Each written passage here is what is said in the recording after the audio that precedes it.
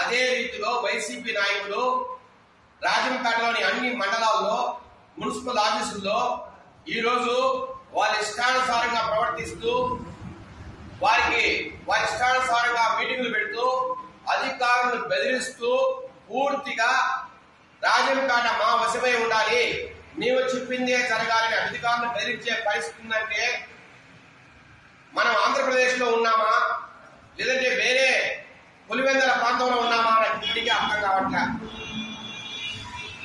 గత కొన్ని రోజులుగా రాజంపేటలోని పరిస్థితులు చూస్తున్నాం. నందలూరులో ఎంపీపీ ఒక పక్క అధికారం బెదిరిస్తూ మీటింగ్లు పెడుతున్నాడు, ఇంకొక పక్క రాజంపేట మున్సిపల్ కార్పొరేషన్ కమిషనర్ అతని ఇష్టానుసారంగా ప్రవర్తిస్తున్నాడు, ఇంకొక పక్క ఊటుకూరులో పెద్ద ఎత్తున 40 నుంచి 50 ట్రిప్పులు పెట్టి అధికార పార్టీ నాయకులు మట్టి దొరుకుంటూ ఇక్కడ రాజంపేట అతి దగ్గరలో 80 ఎకరాల లేఅవుట్ వేయాలని ఎవరు పర్మిషన్ ఇచ్చారు, ఎవరి భూమి, ఎట్లా అంత భారీ లేఅవుట్ లో ప్రభుత్వ పర్మిషన్ లేకుండా వేస్తున్నారో, అసలు మట్టి తోడడానికి ఎవరు పర్మిషన్ ఇచ్చారో. ఇదొక పక్క అయితే నందలూరు మండలం ఆడపూడి దగ్గర సుత్తను గత కొన్ని రోజులుగా అక్రమ మైనింగ్ చేస్తున్నారు. ఆ రోజుల్లో ఎవరైనా అడ్డుపడితే కేసులు పెట్టించారు.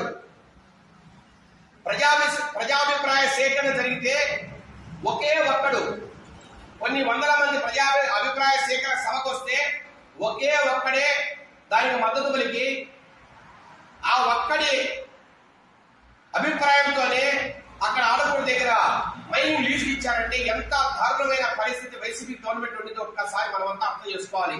అలాంటి మైనింగ్ ఈ రోజు అక్రమ మార్గంలో నడుస్తోంది. గత 4 రోజులుగా కొన్ని 10ల సంఖ్యలో ట్రిప్పులు పెట్టి అక్రమ మైనింగ్ చేస్తున్నారు అక్కడ. అట్లాగే ఊటుకూరు ఏ గవర్నమెంట్ డిపార్ట్మెంట్ ఆఫీస్కి వెళ్ళినా ఇంకా వైసీపీ నాయకుల హవానే నడుస్తోంది. ఒంటిమిడికి వెళ్ళాం, సిద్ధవటం వెళ్ళాం, నందలూరు, రాజంపేట ఎక్కడ చూసినా ఇట్లాగే పరిస్థితుంది. మేము ఒకటే హెచ్చరిస్తున్నాం అధికారులు, ఇప్పటికైనా మీ పద్ధతులు మార్చుకోండి. మీరు ఒకప్పుడు వైసీపీ నాయకులు ఇక్కడికి ట్రాన్స్ఫర్ చేస్తే వచ్చిండొచ్చు, అంత మాత్రాన వైసీపీ నాయకులు చెప్పినట్టు మీరు విన్నట్టయితే ఖచ్చితంగా కార్యాలయాలు ముట్టడిస్తాం. నందలూరు అయిపోయింది, రాజంపేటలో కూడా 2 సార్లు తెలుగుదేశం పార్టీ నాయకులు ఆఫీస్కి వెళ్తే కొన్ని పత్రికలు రాస్తున్నాయి, దళిత మున్సిపల్ కమిషన్ మీద జులుం ప్రదర్శిస్తున్నారంట.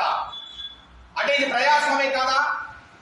నాయకులకు కానీ కార్యకర్తలకు కానీ ప్రజలకు కానీ కమిషన్ తో మాట్లాడే అవకాశం